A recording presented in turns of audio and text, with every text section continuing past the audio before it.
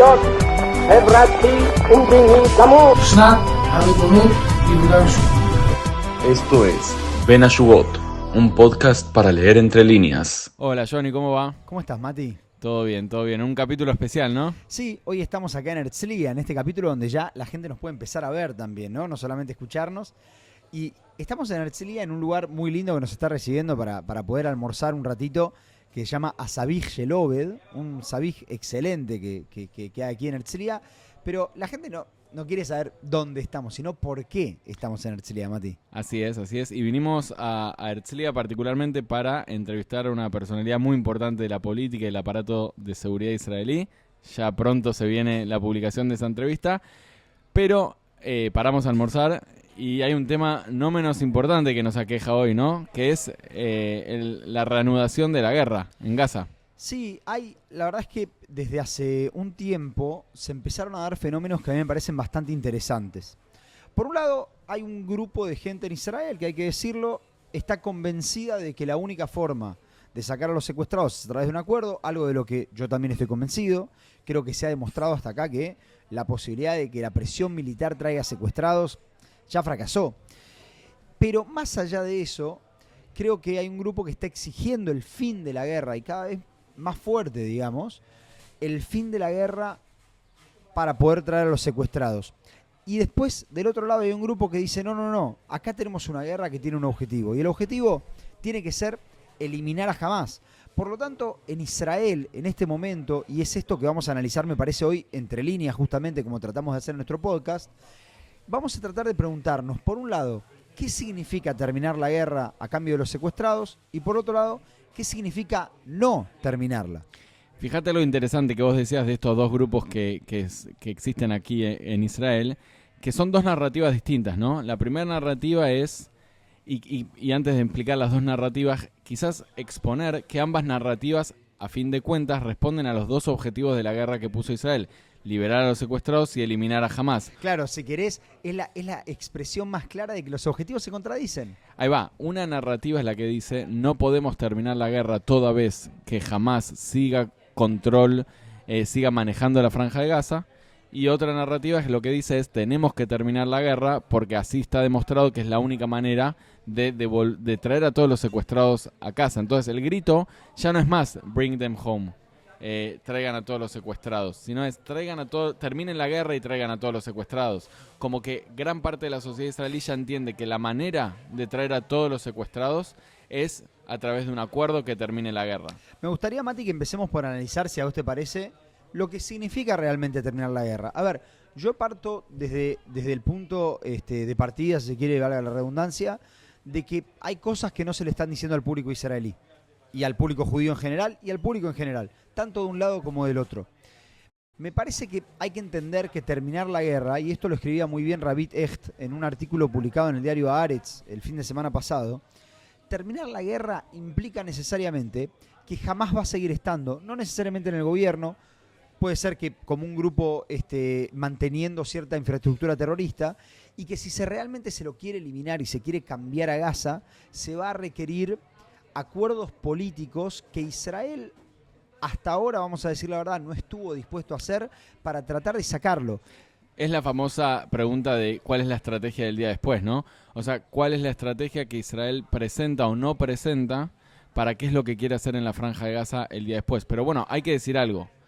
Con la reanudación de la guerra, en esta semana, por ejemplo, se han enviado más de 60.000 órdenes de reclutamiento a soldados israelíes que al parecer van a ser reclutados en su mayoría a la franja de Gaza. Hay que decir algo que es hasta el 16 de mayo, no va a empezar este movimiento, esta maniobra militar israelí retomada en la franja de Gaza, por ser que hay quienes informan que Israel estaría esperando que termine, ¿no?, la visita de Donald Trump en Medio Oriente. Pero hay que decir algo muy claro, que es este reclutamiento de 60.000 soldados viene en un momento en el cual la sociedad israelí está bastante dividida, polarizada por una guerra en la cual ya no se ve tan claro la postura de que las maniobras militares de Israel en la franja de Gaza ayuden a la liberación de secuestrados, sí quizás a el objetivo de eliminar a Hamás, eso hay que decirlo. Claro. Pero esto se ve en muchos de los soldados que dicen yo no sé si mi servicio de reserva va a contribuir a que a los secuestrados que vuelvan, pero también se ven los ministros. Varios ministros del actual gobierno de Israel comenzaron a decirlo públicamente, que la matará, el objetivo de eliminar a Hamás es más importante que el de traer a los secuestrados. Esto lo escuchamos esta semana, Najón. Claro, y ahí me parece, Mati, que hay que ser honestos y hay que explicar las cosas como son. Obviamente, como dijimos antes, ¿no? Terminar la guerra va a demandar que Hamás, en el minuto cero, siga estando vivo y siga existiendo. Y que la única forma de eliminarlo, o por lo menos la principal de eliminarlo, porque si bien es verdad, los políticos dicen constantemente, lo escuchamos ayer Lapid diciendo, jamás nos va a dar 1000 excusas por semana para volver a la guerra. Pero no es lo que va a suceder. Y ahí sí hay que ser honestos y hay que decir, va a requerir cierto proceso de lo que yo considero, por lo menos a nivel personal, madurez de la política israelí, para entrar a ciertos acuerdos políticos que terminen por eliminar a Hamás. Y acá hay que entender lo siguiente. O sea, vos lo que estás planteando es que la eliminación de Hamás no se puede hacer solo a través de la fuerza militar. No, y mucho menos si se va a un acuerdo a partir de recuperar a todos los secuestrados y terminar la guerra. O sea, si nosotros terminamos la guerra para traer a los secuestrados, me parece que pensar que lo vamos a eliminar militarmente a Hamás en un futuro, cuando violen el alto al fuego, es casi infantil. Hay que entender que Israel va a tener que pasar por un proceso de maduración que lo lleve a acuerdos políticos que lo van a llevar a sacarse a Hamás de encima, pero esos acuerdos políticos van a requerir ciertos compromisos, como por ejemplo darle en un principio cierta autonomía a la autoridad palestina y en un futuro probablemente la demanda de los países árabes sea la creación del Estado palestino. Pero la alternativa militar contra Hamás casi que se elimina. Vamos a poner en orden. A ver, vos lo que estás explicando es el escenario en el cual Israel termina la guerra, probablemente vuelvan algunos secuestrados. Yo particularmente pienso que Hamás nunca va a entregar lamentablemente a todos los secuestrados, y esto es muy doloroso decirlo, pero el hecho de que termine la guerra no garantiza, o sea, Hamás siempre ha utilizado estrategias de manipulación y no garantiza que entreguen a todos. Nada lo garantiza. Nada lo garantiza. Hasta ahora el que no los aceptó fue Israel, y eso también hay que decirlo. O sea, todos podemos suponer que Hamás, como es una organización terrorista, no va a entregar a todos los secuestrados. Pero hasta ahora quien se negó a recibirlo fue Israel. ¿En qué sentido lo decís? Que Israel podría haber pasado una fase 2 y ver qué pasaba. Nunca tuvimos a Hamás voy a ponerlo en otros términos, nunca pusimos a Hamás en offside, nunca lo dejamos en offside. No permitimos que ellos se dejen solos en offside, sino que ellos sean los que violen la fase 2 del acuerdo. Exactamente. Nosotros violamos el paso a la fase 2 cuando Hamás ofreció a todos los secuestrados en una sola tanda a cambio de que Israel termine la guerra, retire a todas las fuerzas, diciendo también nos vamos a ir del gobierno de Gaza, pero vamos a mantener las armas. Esto es lo que dijo Hamás. Israel dijo no, porque Hamás mantiene las armas. Nunca dejamos que suceda para ver si es que Hamás los entrega a todos o no. Yo coincido con tu visión, pero digo, me parece que Israel nunca comprobó hasta ahora que esto sea así. Bueno, y me parece que Hamás entiende que militarmente no le va a ganar Israel. Y creo que si quiere creer en algún tipo de supervivencia, no le queda otro que los acuerdos políticos. Pero también eso requiere, desde el punto de vista de Israel, cierta madurez política para decir, bueno, a través de un acuerdo voy a solucionar de una vez por todas un conflicto mucho más grande. Bueno, ese es el escenario de terminó la guerra. Exactamente. Terminó la guerra. Vos lo que decís es, jamás devuelve a los secuestrados o no. Nada lo garantiza, pero termina la guerra. Israel le demuestra a la comunidad internacional que no quiere permanecer militarmente en la Franja de Gaza. Pero lo que estamos viendo hoy en la realidad es el escenario B. Hey, sí, a vos. Si estás disfrutando este podcast, tenemos algo para contarte. Hacer este podcast nos encanta, pero también lleva tiempo, esfuerzo y recursos. Si te gusta lo que hacemos y querés ayudarnos a seguir adelante, podés hacerlo invitándonos un café en Buy Me a Coffee.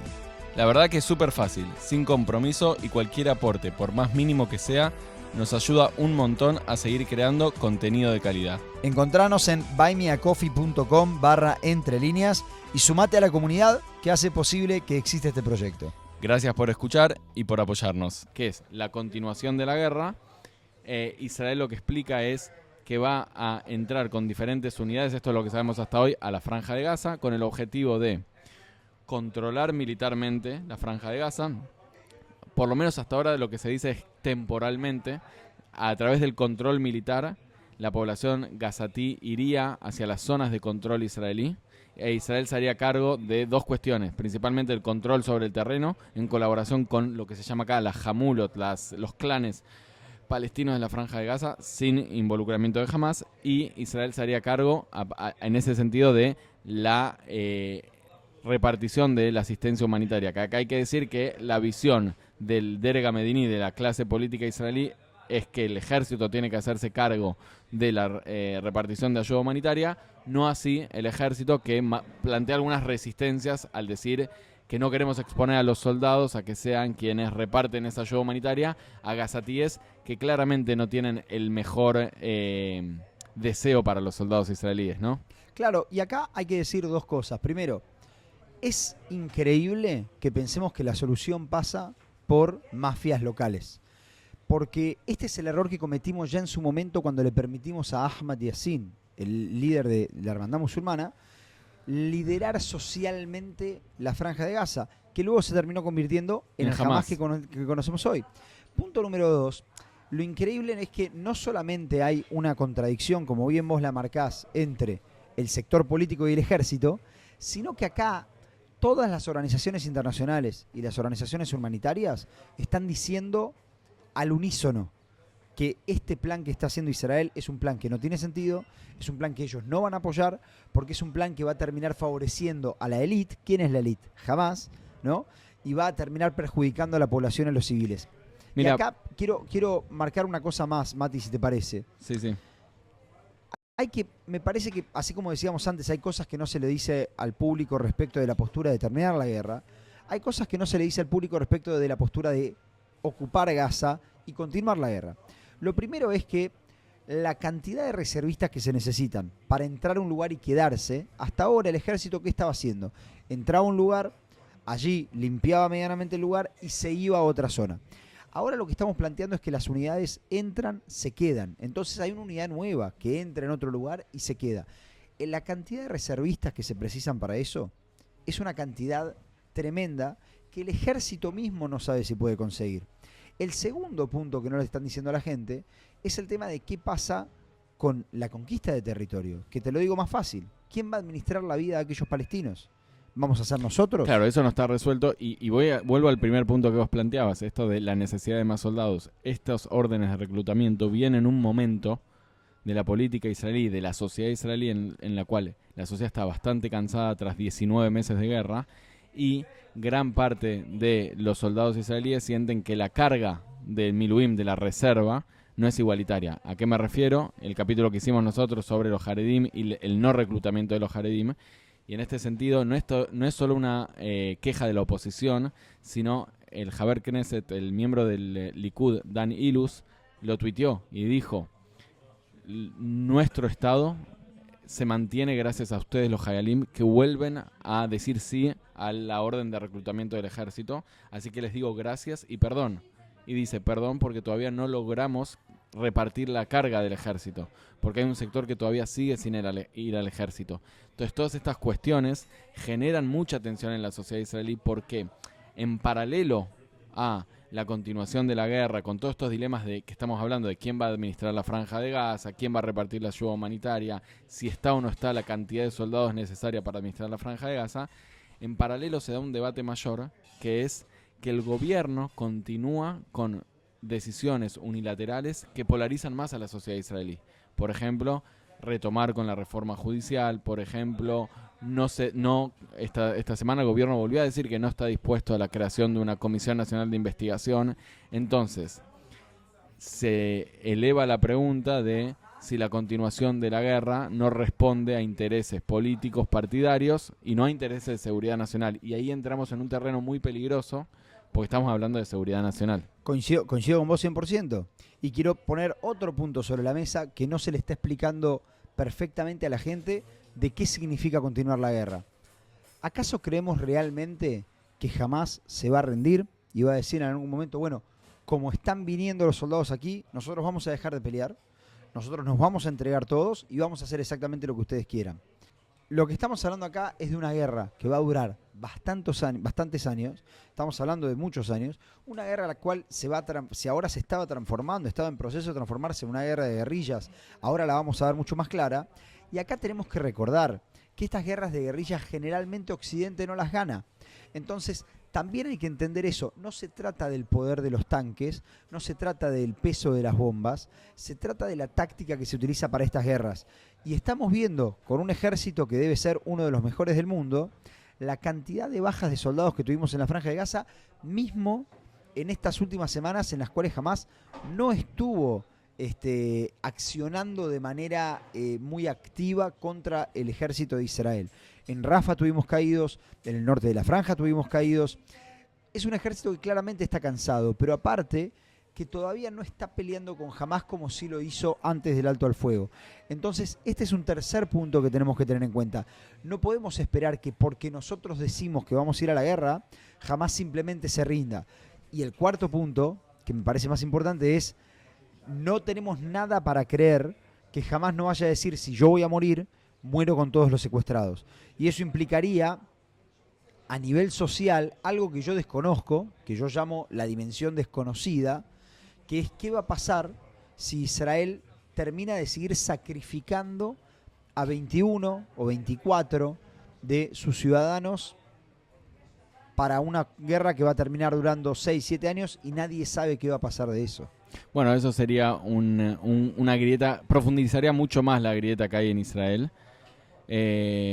Lo cierto es que el tema de los secuestrados, y como le decía antes, los ministros ya lo pasaron a un segundo plano, algunos ministros, por ejemplo Bezalel Smotrich, y nos quedan todas estas preguntas, ¿no? De qué va a pasar con la guerra, quién va a administrar el territorio de la Franja de Gaza, cuál es la estrategia de salida, y en este punto vos lo mencionabas, bastante interesante lo que vos planteabas.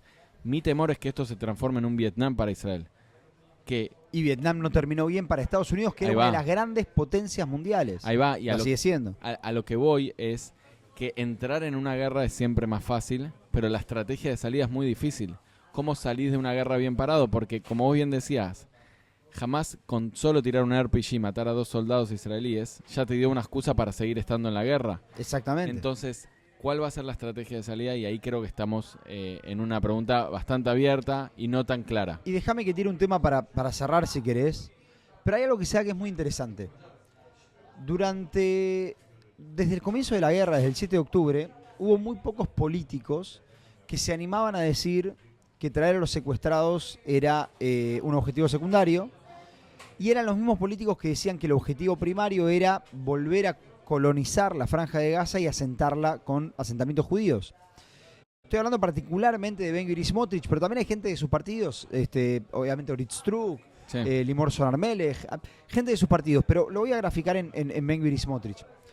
Es muy interesante porque Netanyahu, que pensábamos que, si bien necesita a Ben-Gvir y Smotrich para gobernar, porque no puede perderlos a los dos, pensábamos que él era una persona mucho más republicana, mucho más moderada, comenzó a decir cosas muy parecidas al discurso de Smotrich. Él dijo en el Hidon HaTanaj, esta competencia que se hace en Yom Ha'atzmaut, en el Día de la Independencia, de chicos, entre paréntesis, de jóvenes, no eran políticos los que estaban ahí. ¿Qué es lo que él dijo? Él dijo, traer a los secuestrados es muy importante, pero en una guerra hay un objetivo superior, y ese objetivo es destruir al enemigo. Este era el discurso de Smotrich. Es muy interesante cómo en Israel algo está sucediendo, que ese discurso que era de unos marginales de la extrema derecha israelí se convirtió en mainstream de a poco. Me parece que estamos viendo una transformación del Likud. Dudi Amsalem, una persona del Likud, diciendo que a las protestas las financia Irán. En la Knesset lo dijo esto. Estamos viendo que el discurso de la extrema derecha se está transformando cada vez más en mainstream. Y hay que tener cuidado con eso. Conquistar la Franja de Gaza. Hoy Miki Zohar, Ze'ev Elkin, persona que estaba en la oposición, lo aceptan como algo natural. Y esto era algo que decían Smotrich y Ben-Gvir. Hay que conquistar la Franja de Gaza, hay que reasentarla. Cómo esos discursos se volvieron mainstream es algo que a mí no solo me sorprende, sino me preocupa mucho. Bueno, eso también lo podemos analizar en otro capítulo, también con la legitimación que dio el plan de Trump de la supuesta repatriación voluntaria o reasentamiento voluntario de los gazatíes, que de repente Ben-Gvir, que siempre lo propuso, que era que los gazatíes se vayan, se vio envalentonado y apoyado por ni más ni menos que el presidente de Estados Unidos. Pero dado todo este contexto, estamos en una situación muy volátil. No sabemos qué va a pasar, cuál va a ser el podcast la semana que viene, porque podemos estar contando que Israel entró o que Israel no entró. O que hay un acuerdo, como más o menos quiere anunciar Trump. Trump está por anunciar algo muy interesante que no sabemos qué es todavía. Así que bueno, seguiremos viendo y estaremos atentos para ayudarnos a leer entre líneas, ¿no, Johnny? Seguiremos la semana que viene. Chau, Mati. Un abrazo.